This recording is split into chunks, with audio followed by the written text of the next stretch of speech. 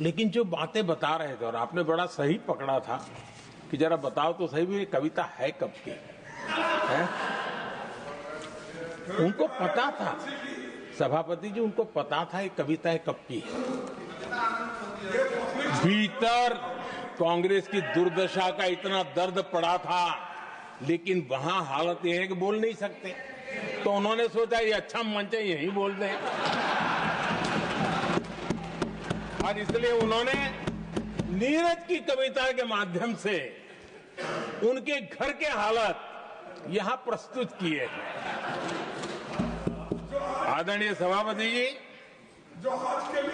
खड़गे जी को मैं आज वही कवि नीरज जी की कुछ पंक्तियां सुनाना चाहता हूं।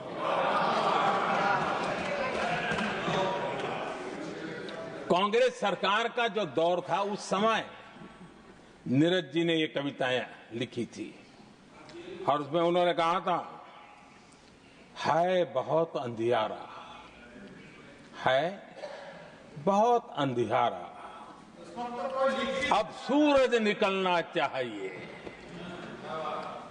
अब सूरज निकलना चाहिए, जिस तरह से भी हो ये मौसम बदलना चाहिए,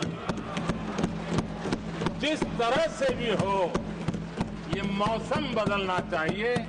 नीरज जी ने कांग्रेस के उस कालखंड में ये कविता कही।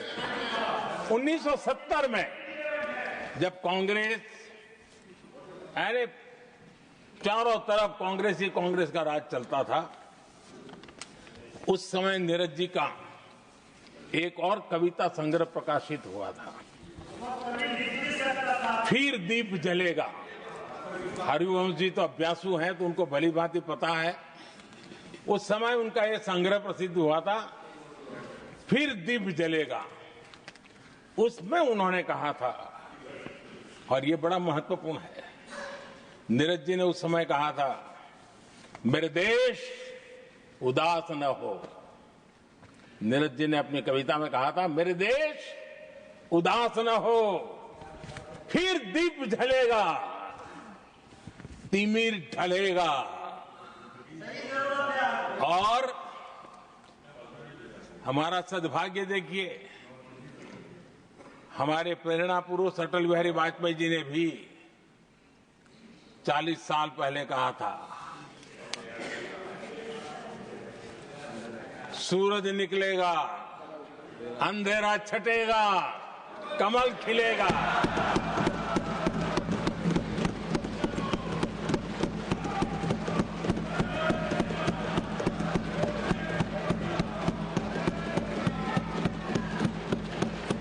आदरणीय नीरज जी ने कहा था, जब तक कांग्रेस का सूरज चमकता रहा, देश ऐसा ही अंधेरे में रहता रहा।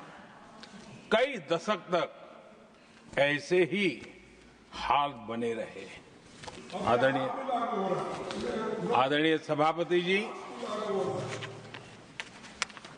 गरीबों को शक्ति देने के लिए, गरीबों के सशक्तिकरण के लिए जितना काम हमारे कार्यकाल में हुआ है, हमारी सरकार के द्वारा हुआ है, इतना पहले कभी नहीं हुआ।